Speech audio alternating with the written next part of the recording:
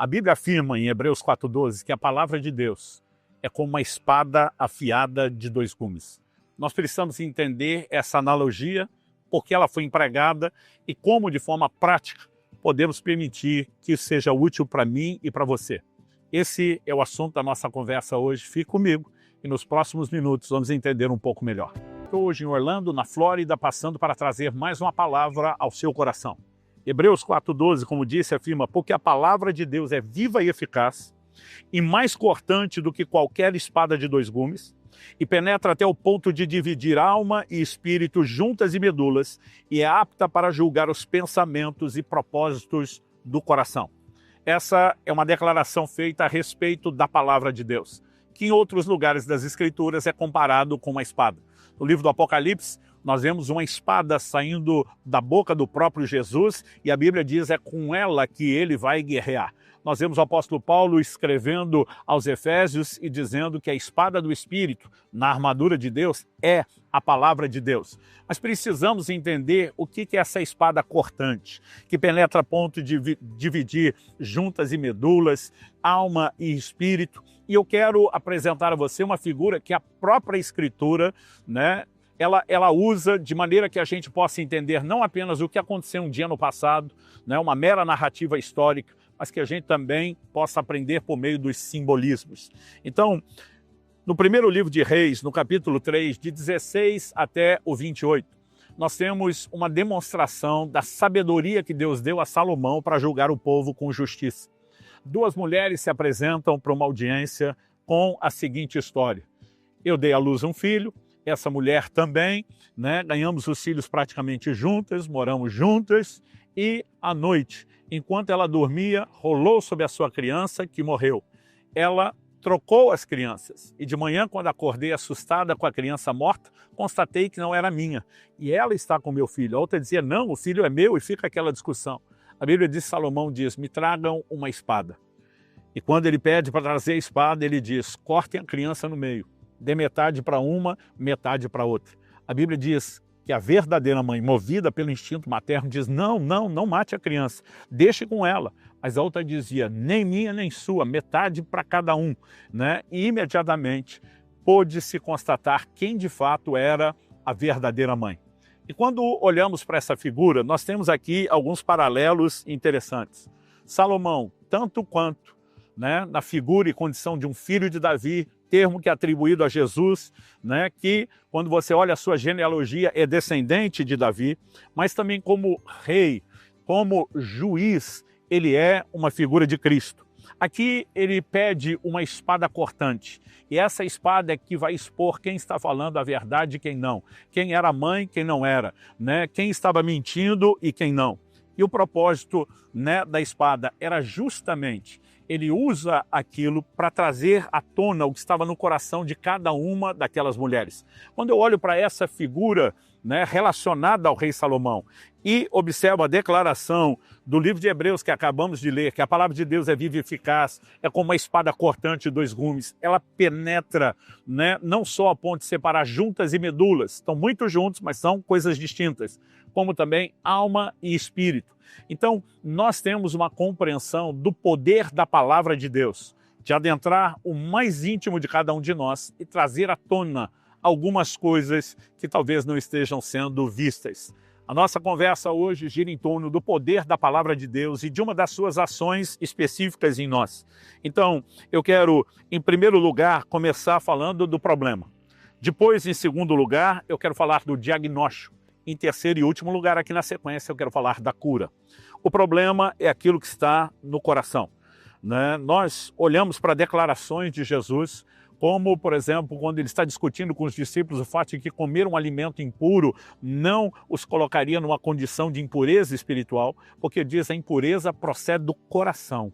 Ele normalmente fala, é isso que transborda por meio dos pecados. E nem sempre as pessoas conseguem enxergar aquilo que está dentro delas. Aliás, em Mateus, no capítulo 7, 3 a 5, Jesus fala da capacidade de alguém de enxergar o cisco no olho do irmão quando não enxerga a própria trave no seu. Na verdade, a nossa dificuldade não é enxergar erro, enxergar os nossos erros. Porque os erros dos outros, os menores, nós estamos conseguindo enxergar. Mas os nossos, temos essa deficiência. Davi, por exemplo, diante do profeta Natã, sentenciou a si mesmo sem perceber que o fazia. Porque quando ele ouve a história e Natã apresenta uma alegoria como se fosse um erro cometido por outro, Davi fica enfurecido. Mas quando ele diz o homem é você, né? Davi deve ter levado aquele choque, tipo, eu fiz tudo isso, era tão grave assim e eu mesmo não pude enxergar. Então, um dos problemas do homem é que, de fato, ele não consegue reconhecer seu próprio erro, seus pecados, ou a dimensão, a gravidade, a seriedade deles, né? E nós, normalmente, não somos tão compreensivos com outros como somos conosco mesmos. A parábola do credor incompassível, em Mateus 18, nos mostra isso. Alguém que é perdoado de uma grande dívida encontra um conservo que lhe deve bem menos e não consegue usar de misericórdia, como quem diz, o que você tem aí de menor do que o que eu tinha é intolerável, o meu é compreensível. Isso apenas expõe a nossa dificuldade. Mas a palavra de Deus, ela tem o poder de trazer o diagnóstico, trazer à tona o que está no coração, revelar a condição interior. Assim como a espada do rei Salomão revelou tanto a verdade como a mentira falada por cada mulher naquela audiência, nós precisamos entender que a palavra de Deus faz o mesmo comigo e com você, né? Qual é a importância do coração? Provérbios 4, 23 diz, sobre tudo que se deve guardar, guarda o teu coração, porque dele procedem as fontes da vida. O que afeta o nosso coração vai afetar a nossa conduta. É por isso que em Atos capítulo 5, verso 4, Pedro censura Ananias dizendo, porque encheu Satanás o seu coração para que você mentisse ao Espírito Santo. Então nós não podemos ignorar o que se passa no coração e o poder de influência que isso tem.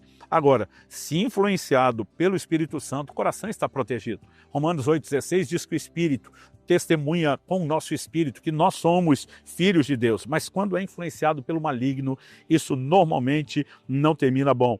Então, o que eu percebo é que a palavra de Deus apresenta uma alegoria quanto a ela mesma de um espelho. E Tiago, no capítulo 1, nos versos 23 e 24, a Escritura diz que quem ouve a palavra e não pratica é semelhante a um homem que se vê no espelho, mas depois sai e esquece de quem era. E nós podemos dizer que olhar no espelho é enxergar quem realmente somos, tanto no plano espiritual, a verdadeira identidade em Cristo, como aquilo que no momento ainda não foi mudado, transformado e precisa ser trazido à tona.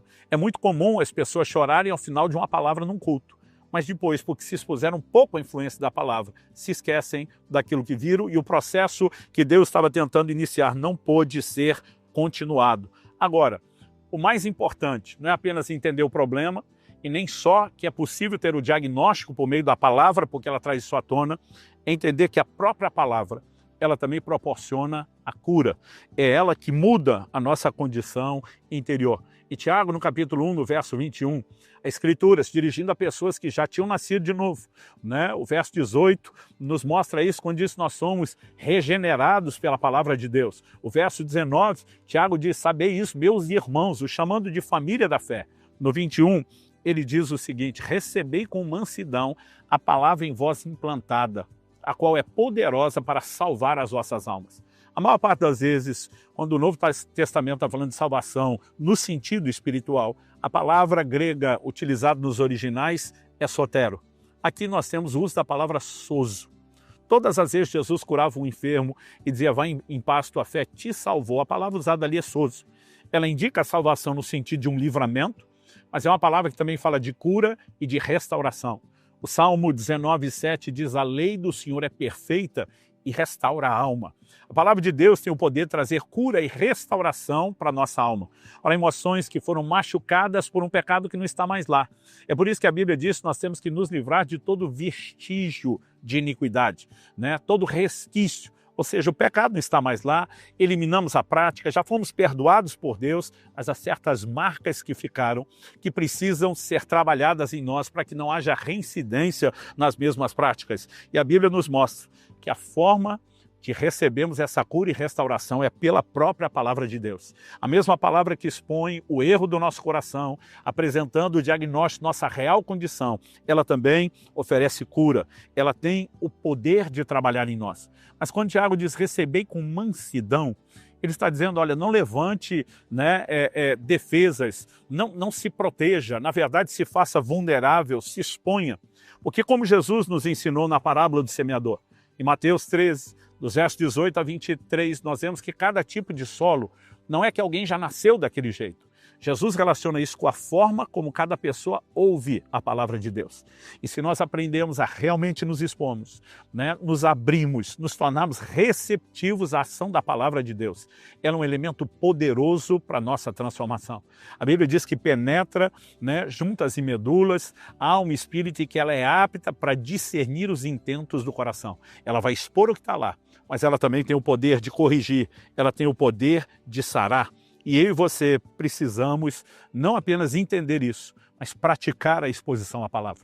Tempo diário com Deus no nosso devocional com leitura bíblica nos permite enxergar o que o coração não enxerga, né, por meio do diagnóstico que a própria palavra traz, mas também nos expor ao processo de cura. Alguns de nós estamos nos expondo muito pouco, quase nada, e os resultados acabam sendo proporcionais à nossa exposição ou até mesmo baixa vulnerabilidade ao poder da palavra.